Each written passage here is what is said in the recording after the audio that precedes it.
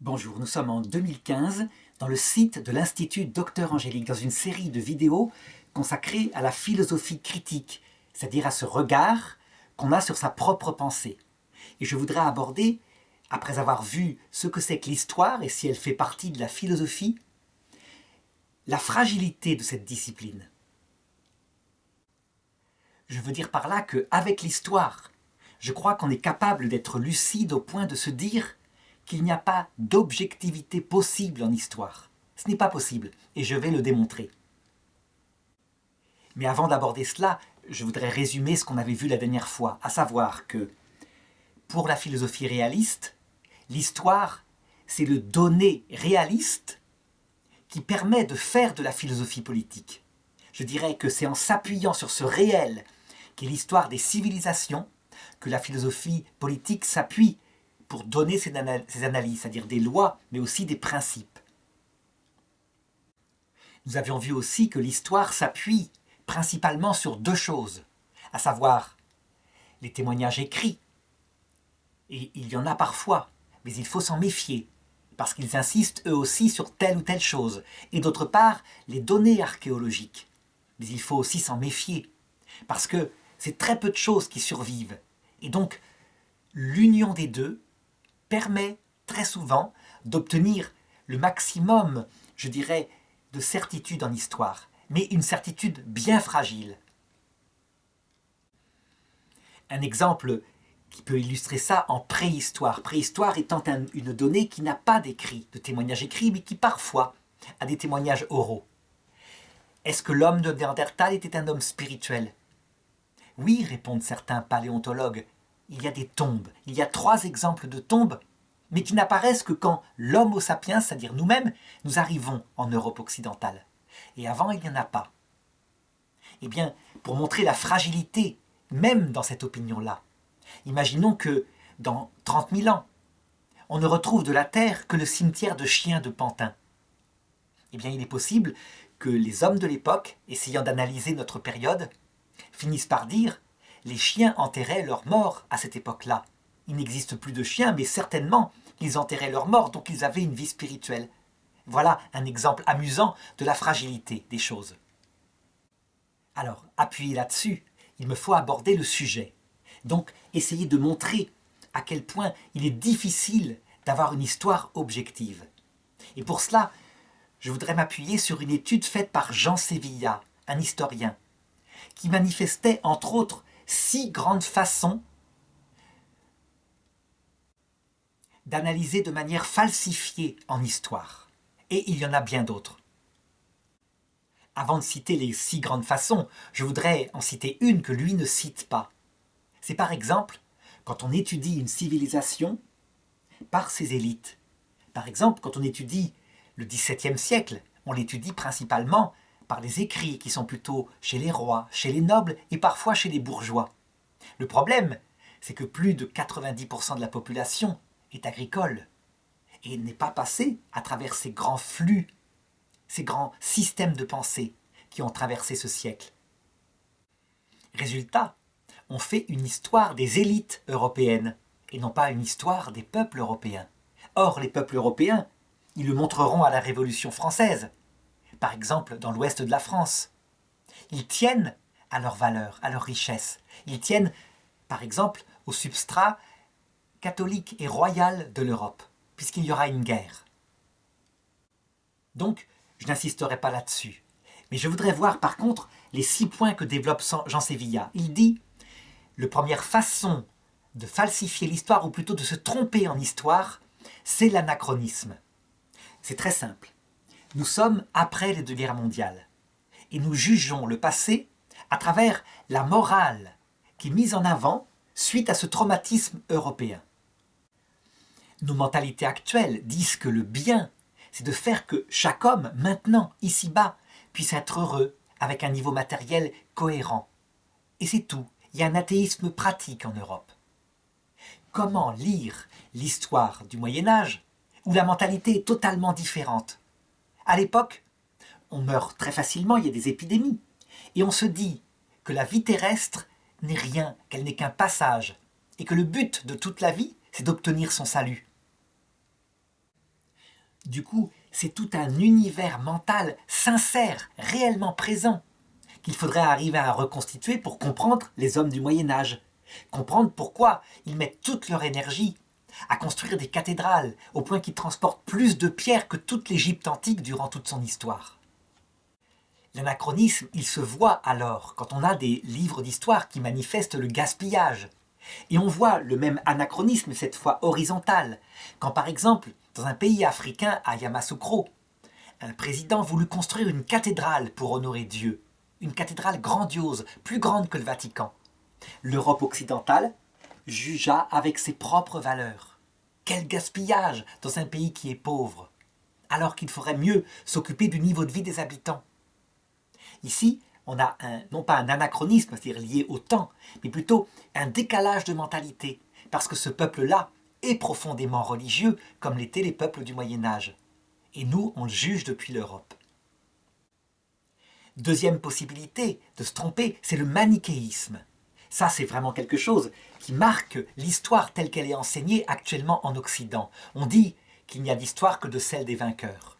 Or, actuellement, ce qui domine en Occident, c'est la victoire provisoire, peut-être, de la pensée républicaine, donc d'une pensée humaniste, athée, où le peuple est maître de son destin. Résultat, la tendance est que tout ce qui se passe avant la Révolution française est mauvais, systématiquement. C'est de la corruption, c'est du pouvoir absolu des rois, alors que tous les rois n'ont pas eu un pouvoir absolu. Et par contre, tout ce qui se passe après, c'est formidable, c'est le chemin de la liberté. Si bien qu'on a une façon de lire l'histoire en oubliant que le premier génocide qui a lieu dans l'époque contemporaine et moderne, eh bien, c'est celui de la Vendée.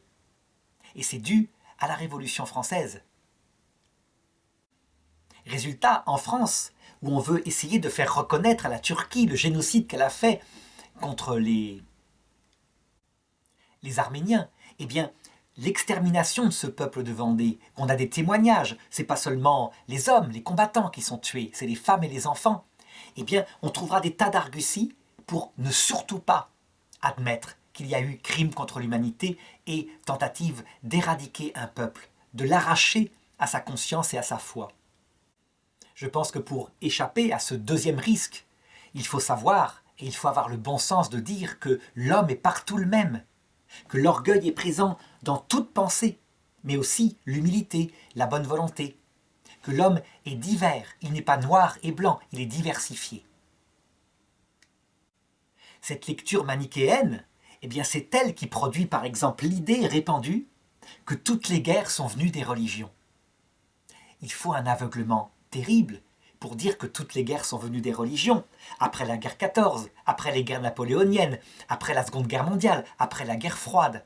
Toutes des guerres venues de pensées politiques et de pensées souvent athées, matérialistes. Eh bien c'est ça le manichéisme, une lecture où tout ce qui vient de soi est bien et tout ce qui vient de l'autre pensée est mauvais. Troisième possibilité de falsification de l'histoire, l'amnésie sélective de certaines choses qui ne nous plaisent pas. Donc je viens donner l'exemple avec le génocide des Vendéens. Mais on peut donner d'autres exemples. Par exemple, à notre époque, la pensée dominante des élites, disons, consiste à dire que l'immigration est une chance fantastique, une chance toujours, une chance universelle. Elle a toujours été une chance. Il y a véritablement là amnésie sélective. Parce que s'il y a une immigration qui a été source de catastrophes, de chute de civilisation, c'est par exemple les invasions barbares à la fin de l'Empire romain d'Occident. L'Empire romain d'Occident, c'est un empire civilisé, avec le droit, avec des juges. Ah, c'est pas fameux, tout n'est pas parfait, mais il faut dire que les jeux du cirque ont disparu sous l'influence d'un empire devenu chrétien. Quand les Germains attaquent, qu'est-ce qui se passe? C'est sûr, 500 ans plus tard, ça va donner le Moyen-Âge, une civilisation nouvelle, qui est peut-être brillante. Mais entre-temps, quand on raconte comme anecdote historique le vase de Soissons, à savoir Clovis, roi des Francs, et on met cela en avant, qui veut récupérer un vase pillé, un beau vase pillé, lors d'une des guerres. Un soldat ne veut pas, le saisit et le casse. Alors le roi Clovis répond tout simplement en lui fracassant la tête avec sa francisque. Personne n'a réfléchi à ce que ça signifie. Il suffit de faire des fouilles en Gaule, partout dans ces régions-là, pour s'apercevoir que des villes romaines entières ont disparu, corps et biens, massacrées par les pillards germaniques. Ça veut dire que, avant que la civilisation renaisse, on n'aurait pas aimé connaître le temps des invasions. Quand en France, le peuple gallo-romain est mis dans un esclavage par rapport aux muscles, à savoir les Germains. L'amnésie sélective, ça consiste à oublier cette période, ce qu'ont vécu nos ancêtres, et en regardant que l'aspect positif, qui 500 ans plus tard donnera le Moyen-Âge chrétien, effectivement, avec un sang renouvelé. Quatrième possibilité de falsifier l'histoire, le mensonge par omission. Alors, l'un des exemples que prend Jesse Villa, il est excellent, il est actuel. À la fin de la Seconde Guerre mondiale, donc, les Allemands sont jugés, et vraiment, ils méritent d'être jugés. Mais là, comme il faut, je dirais, une histoire qui soit faite, une histoire repensée, eh bien, on oublie complètement le pacte germano-soviétique qui a eu lieu 6 ans plus tôt et qui a fait que l'Union soviétique et l'Allemagne, en même temps, ont dépecé la Pologne. Ça a commencé par là. Et il y a même eu le massacre des officiers polonais, donc la volonté de détruire la culture polonaise par l'armée soviétique sur ordre de Staline. Autre mensonge par omission, le fait que des crimes contre l'humanité aient pu être faits par les Alliés. Par exemple, le bombardement de Dresde, qui fait plus de morts que les bombes atomiques, qui, elles, leur usage peut se discuter en fonction du nombre de morts qu'il y aurait eu s'il y avait eu le débarquement au Japon. Mais Dresde, ville ouverte, ville d'art, ville où les enfants se sont réfugiés, c'est quelque chose qui est passé par perte et profit. L'histoire actuelle telle qu'elle est enseignée est un vaste mensonge par omission. On a l'impression que le christianisme, par exemple, a arrêté toute la science, et que c'est quand on s'est débarrassé du christianisme que la science a pu prendre son épanouissement. Mais on oublie de dire que les fameux papes décadents de la Renaissance, les papes Borgia, sont des gens qui exaltent l'art romain, qui exaltent la science, qui véritablement mettent, je dirais, des observatoires astronomiques. Il y a l'histoire de Galilée à cette époque-là, c'est vrai.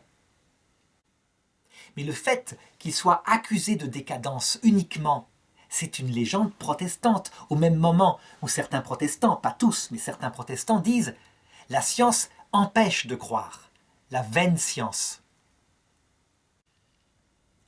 Dans d'autres nations, comme l'islam, la science est arrêtée vers l'an 1000, complètement, ce qui explique la décadence de la puissance musulmane à partir de cette période-là.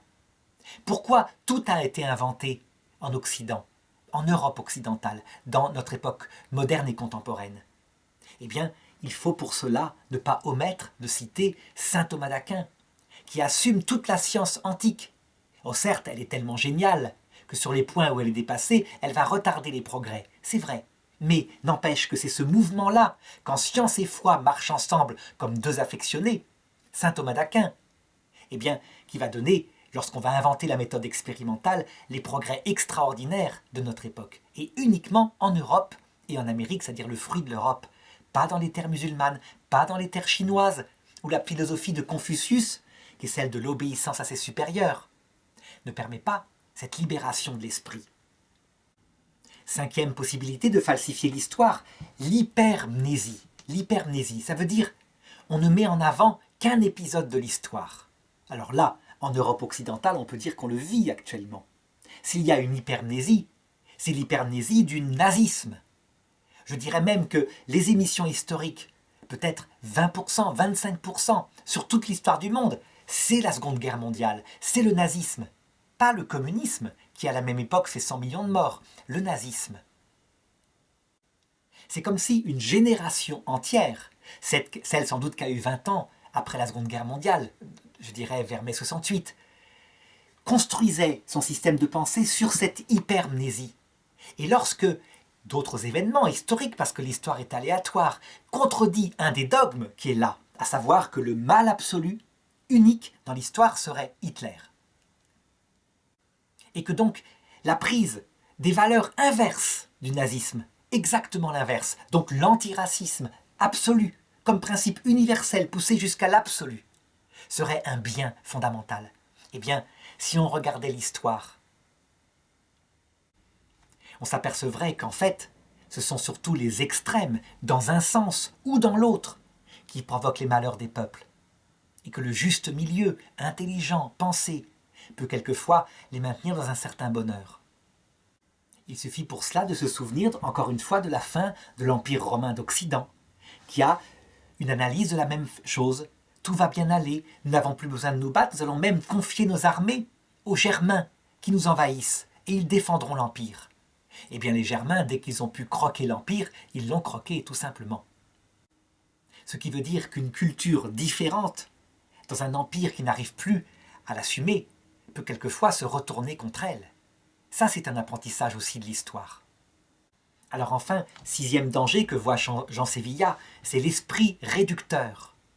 L'esprit réducteur, on le voit aussi actuellement en Europe occidentale dans la lecture qu'elle fait de son propre histoire. Par exemple, seule l'Europe aurait été source des malheurs du monde, et ça depuis, je dirais, 1000 ans. Par exemple, la guerre sainte, la guerre religieuse, serait une invention de l'Europe qui aurait lancé les croisades.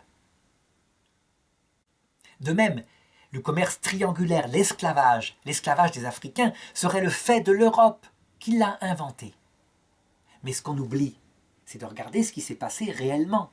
À savoir que le djihad, la guerre sainte, c'est une invention musulmane. Donc, pratiquement du vivant de Mohammed. Et par la suite, toute l'Afrique du Nord chrétienne est conquise par cette guerre sainte qui va jusqu'en Afrique. Pardon, je voulais dire qui va jusqu'en Europe, l'Espagne du Sud, et puis les derniers bataillons de cette armée seront arrêtés à Poitiers. Il faut se souvenir aussi que les croisades, elles n'arrivent pas dès la prise de Jérusalem. Jérusalem est prise tout de suite. Dès que l'islam paraît, on peut dire que Jérusalem est une terre musulmane. Mais les pèlerins venus d'Europe, ils y vont sans problème. Les croisades, pourquoi est-ce qu'elles commencent qu'à partir de l'an 1000 ? C'est qu'on oublie de dire que un nouveau califat musulman apparaît, les Turcs, et que ce califat-là, il interdit les pèlerinages en Terre Sainte, et il rançonne les pèlerins. Avant, ça se passe bien, après, ça se passe mal. Et qu'est-ce que fait l'Europe, puisqu'elle fonctionne avec une religion, une foi ? Eh bien, effectivement, elle essaye de libérer cette terre. Prenons maintenant l'esclavage. L'esclavage, il est pratiqué de manière, je dirais, institutionnelle dans l'islam. Mais le problème, c'est quand les Redzous pillent des esclaves noirs, donc du côté de l'Afrique subsaharienne, ces esclaves sont systématiquement castrés, ce qui veut dire qu'il n'y a pas d'enfants. Et donc, les traces de ces esclaves ont disparu. Tandis que les esclaves pris par les Européens, eh bien, ils peuplent l'Amérique du Sud. Ils ont des descendants. En fait, c'est dans une volonté, je dirais, idéologique, d'une hyper-repentance de l'Europe seule, responsable de tous les malheurs du monde, qu'on en arrive à ce qu'on appelle donc un esprit réducteur. Ces 6 points manifestent à quel point l'histoire est fragile. Et je dirais même, on ne peut pas faire autrement que d'avoir une histoire fragile. Donc la philosophie critique, elle permet d'en être conscient, ce qui est déjà pas mal. C'est cette même conscience critique qui devrait exister quand on lit l'Ancien Testament et qu'on estime n'avoir que la Bible seule comme critère pour le lire. Ce que font parfois les théologiens protestants. Eh bien, en fait, en mettant en valeur tel texte, à la lumière duquel on interprète toute la Bible, on obtient une interprétation totalement différente que si on met en valeur tel autre texte. Ce qui veut dire que de la même façon que l'histoire, la mise en exergue d'un point, d'une lumière particulière, change complètement la lecture des choses. Mais comment faire autrement ? C'est impossible. Et donc je dirais que pour éviter cela, l'esprit critique doit toujours être modeste. Et commencer par connaître la nature humaine avant de faire de l'histoire. Beaucoup de textes anciens sont falsifiés, parce que les hommes de l'époque aussi se vantaient, étaient capables de mettre en valeur leurs exploits. Et d'autre part, notre propre lecture est falsifiée par notre propre idéologie, nos propres conventions politiques. C'est pas possible autrement. Comment y échapper ? Eh bien, en acquérant en histoire le même esprit qu'en philosophie, puisque l'histoire est comme une donnée basique de la philosophie politique. À savoir, Seul le réel compte et on le recherche. Si on étudie l'Égypte antique, ce sont les mêmes hommes que nous. Et donc, si on tombe sur une interprétation de l'histoire de l'Égypte antique idéalisée, où les hommes seraient que gentils, on se trompe. Et donc, comment ne pas se tromper? Garder aussi le mal qui est raconté dans l'Égypte antique, les pillages des tombes, les meurtres pour voler. C'est la même chose qu'à notre époque. Deuxièmement, un esprit d'humilité. Ça veut dire que quand on a une vision d'une société, soit qu'en négatif, soit uniquement en positif, être capable de se dire que sans doute sa vision est idéologique.